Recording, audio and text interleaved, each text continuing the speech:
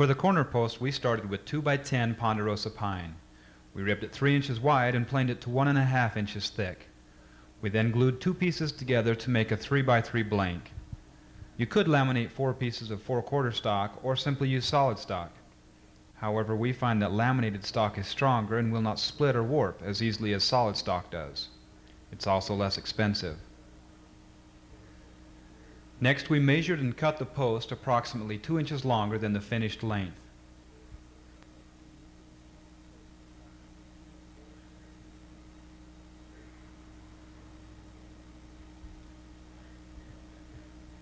It is important that these ends are cut square for mounting the indexing hubs. Using a straight edge, we mark the center of both ends of each post for mounting the indexing hubs and positioning the live center.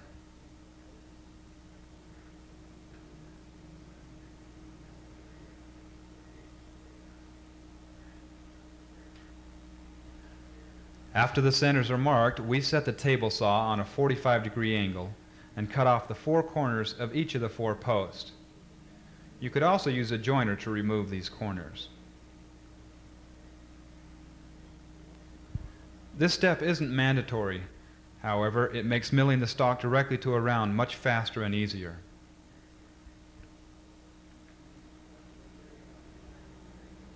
The closer you cut these pieces to an octagon, the less material you will need to mill off with the router bit. You'll make a lot less sawdust and your bits will last a lot longer. We also recommend that you use a guard for your table saw to protect your fingers.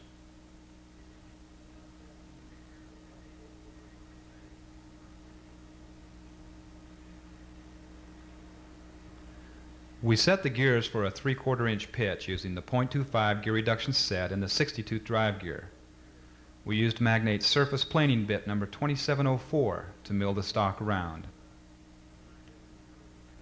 When using the 1.25 inch diameter bit, offset the router 7/16 of an inch to the far side and set the router stops.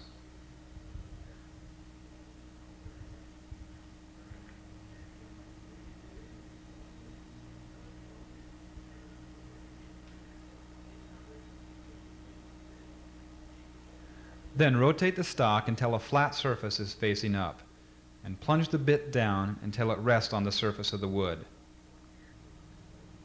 Set the plunge stop to cut approximately 1/16 of an inch deeper than the flat surface. This should mill the stock completely round. Level the bed and then position the tailstock to insert the workpiece. We set the micro switches at each end to ensure that we did not run the bit into the live center or into the indexing hubs. Slide the carrier tray back to within 1 inch of the micro switch and close the split nut. Then turn on the motor to drive the carrier back to the micro switch at the tailstock end.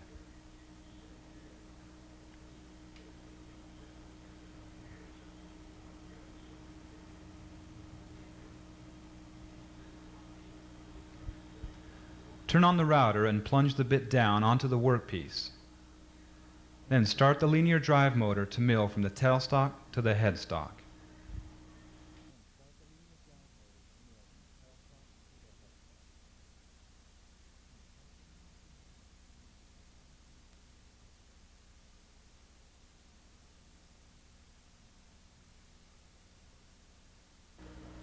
We began by building this prototype, but decided to slightly increase the diameter of the post. We laid out the positions for the beads and for the rope molding.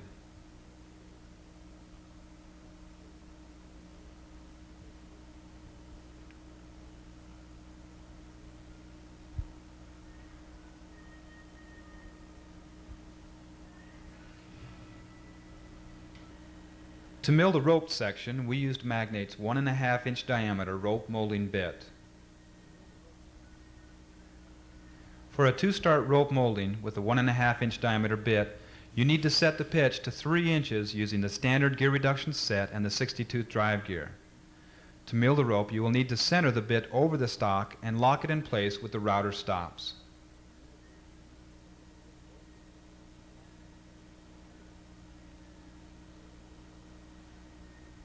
To set the micro switches for milling the rope, simply slide the carrier tray until the bit is aligned with the layout mark.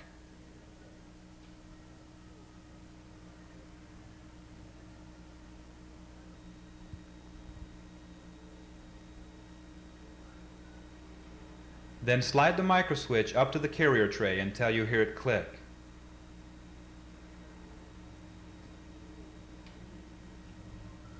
Now simply repeat this process for the opposite end.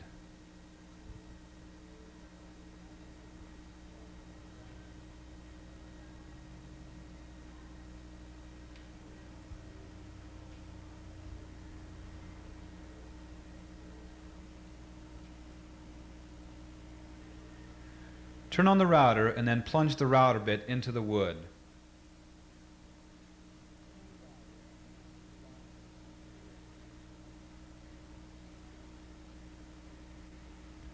Then start the linear drive motor to mill from the tailstock to the headstock end.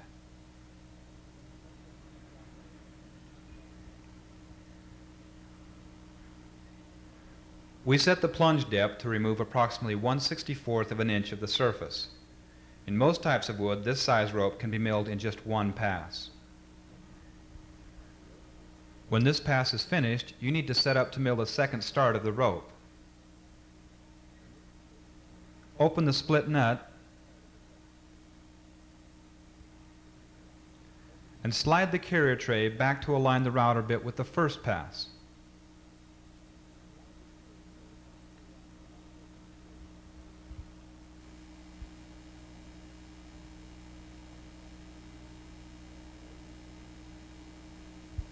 Then close the split nut. Now start the linear drive motor to move the carrier tray back to the starting position.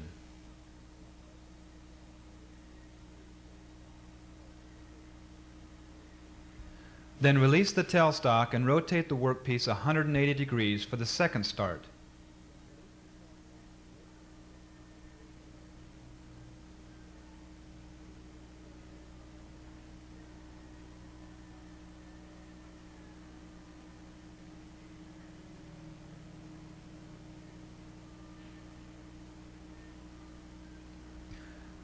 Again, plunge the bit into the wood and mill from the tailstock to the headstock end.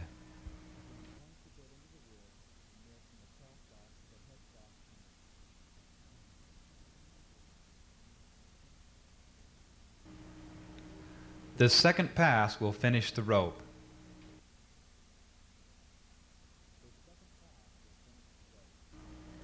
Repeat this process on all 4 posts before going on to the next setup. Use a 2-inch diameter roundover bit to mill a cove at each end of the rope. Since the microswitch stops are already set at the ends of the rope, you can simply drive the carrier tray until it hits the switch. Then set a clamp next to the carrier tray and slide the microswitch out of the way.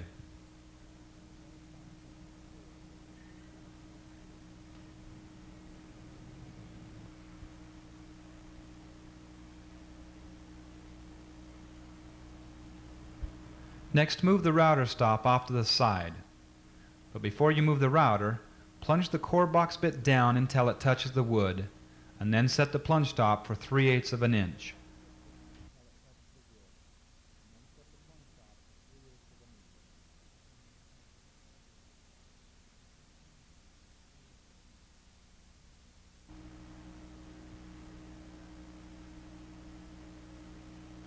Now move the router off to the side of the stock so that you can plunge the router down without contacting the wood.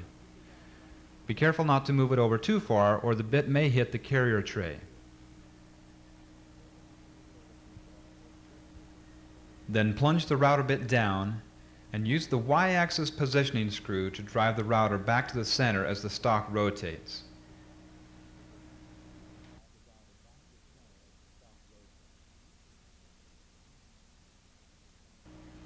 This way you can mill a very deep cut a little at a time and not burn the wood or leave a divot when you plunge the router bit down.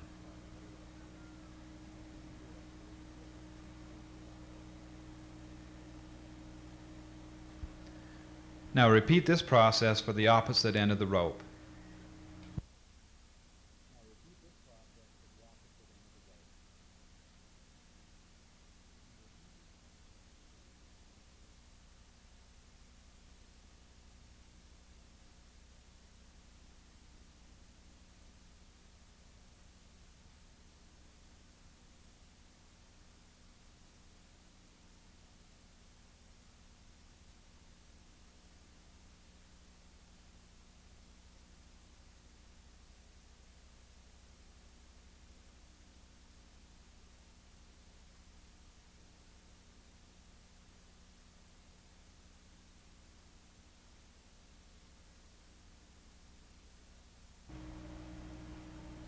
Next you'll set up to mill the beads at each end of the post. Here we use a 3/4 inch diameter point cutting round over bit. On the top of the post, line the edge of the point cutting round over bit with the edge of the cove and set a clamp to hold the router in place.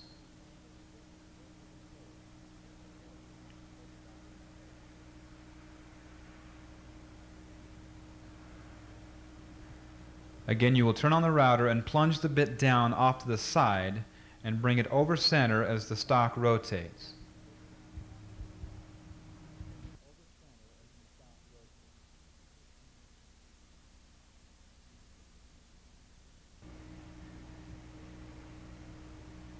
When the bit is over center, let the stock make one full rotation to ensure that the bead is even all the way around.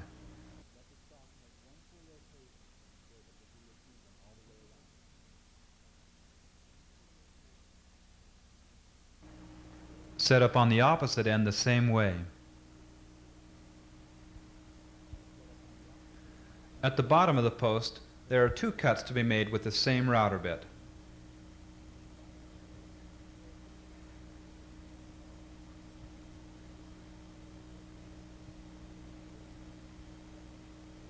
Again, repeat this operation on all 4 pieces before making the next setup.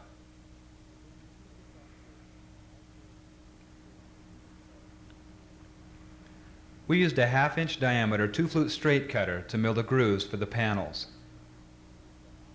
Set a clamp at each end so that the groove will end at the edge of the cove.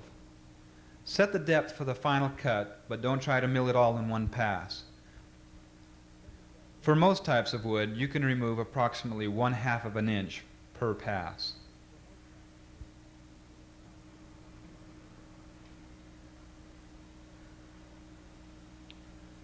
We also set the router stops on the carrier tray so that the groove would be exactly 3/4 of an inch wide.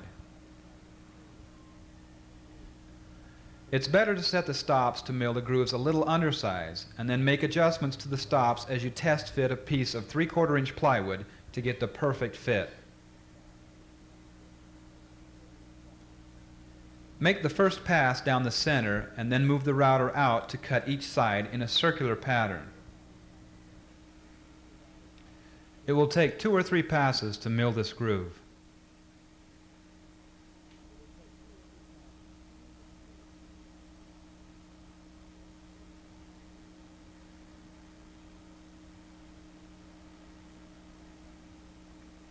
Now index the part 90 degrees and secure the indexing pin to mill the second groove.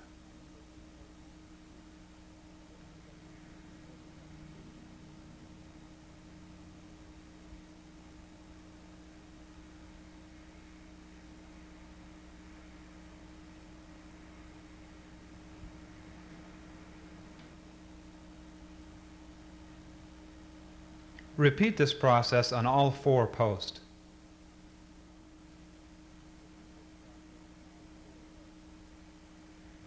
The final step for the corner post is to remove the indexing hubs and to cut them to length.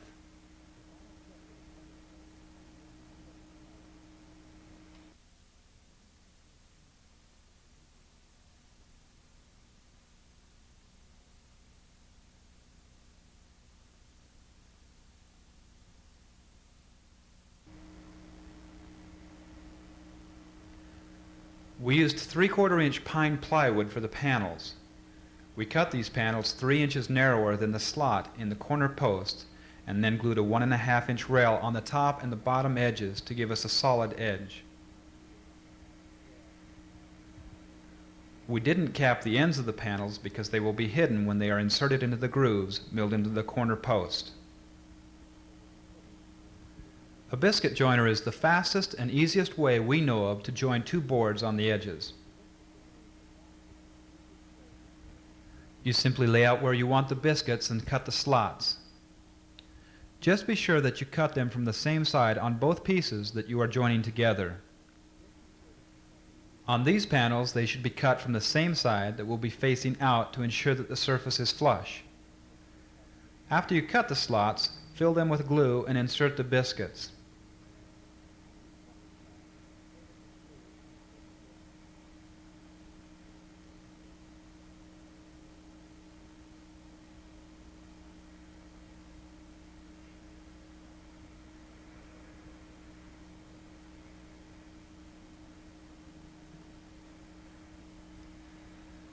Be sure to use plenty of glue on the biscuits and on the edges that you are joining together. After the pieces are clamped together, you can clean up any excess glue with a damp rag. If you clean it up before the pieces are firmly clamped together, you may get water into the glue and weaken the joint, so save the cleanup for last.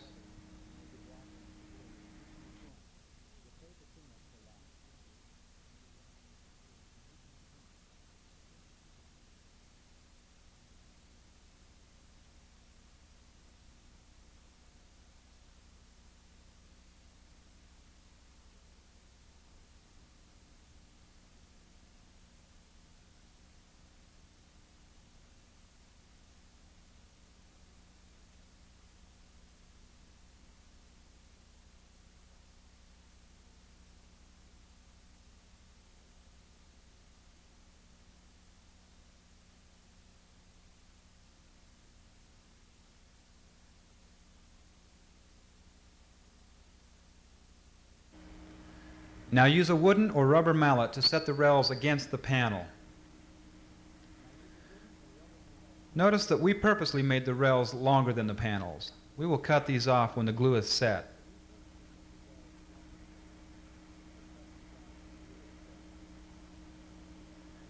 Tighten a clamp until the parts are snug, and then tap the boards with a rubber mallet until they lay flat against the clamps to keep them from buckling.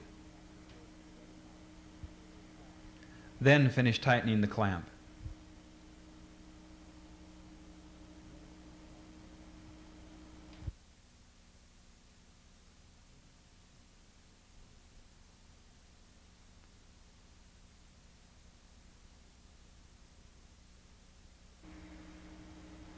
After the glue has set, we cut the rails the same length as the plywood panels. This edge will be hidden so it doesn't have to be cut perfectly straight, but the rail should be no longer than the panels.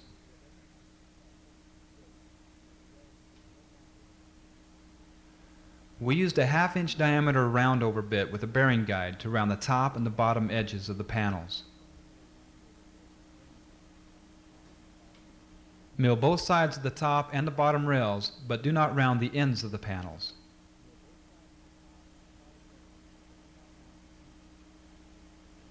The radius of the panels will now match the radius of the grooves in the corner post. Next, we cut 2 dados 3/4 of an inch wide and 3/8 of an inch deep on each panel. One dado is 3/4 of an inch from the top edge, and the other is 3/8 of an inch from the bottom edge.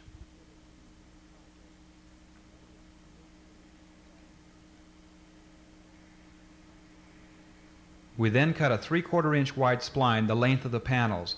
We rounded 2 edges and cut each end to 3/8 of an inch thick and 1 inch long.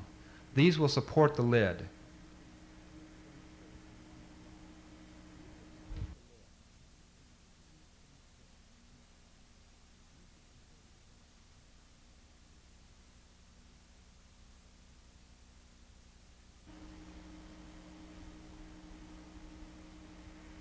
Insert the back panel and the 2 side panels into the corner post. We test fit the assembly before actually gluing the box together to make sure that all the parts fit properly. Naturally, the lid support is inserted at the top end as shown here.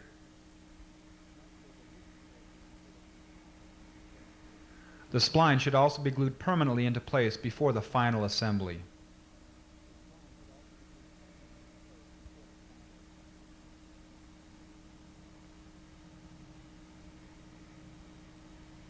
Next, slide the bottom panel into place.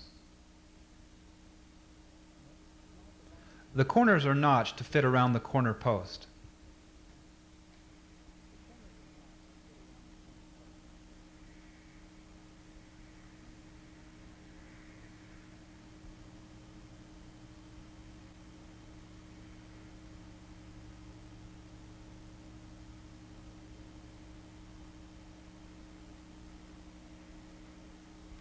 When the bottom is securely in place, test fit the front panel.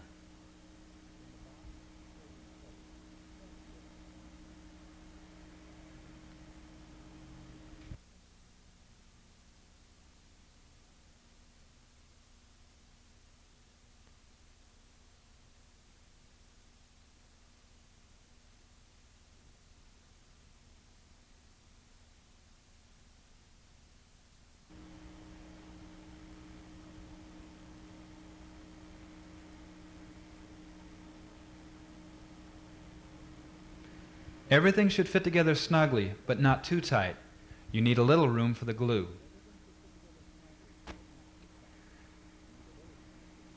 You can see how the bottom corners are notched to clear the corner post. The lid has 1.5 inch splines on all edges. We actually built the lid last and cut it 1/8 of an inch smaller than the opening to ensure that it would fit properly, allowing plenty of clearance when you open and close the lid. We used the same bit to round the edges as we did on the panels. The corners are radius to clear the corner post. The lid is then attached to the back panel with hinges so the lid can rest on the supports. Or you can attach handles to the lid and simply set it on the supports without any hinges.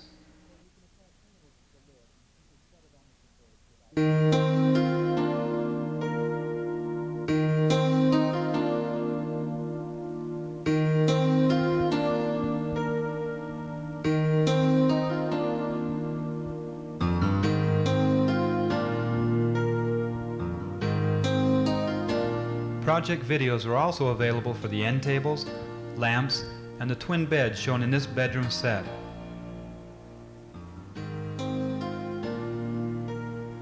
As you can see, the roped corner posts turn an otherwise very simple box into a beautiful blanket chest.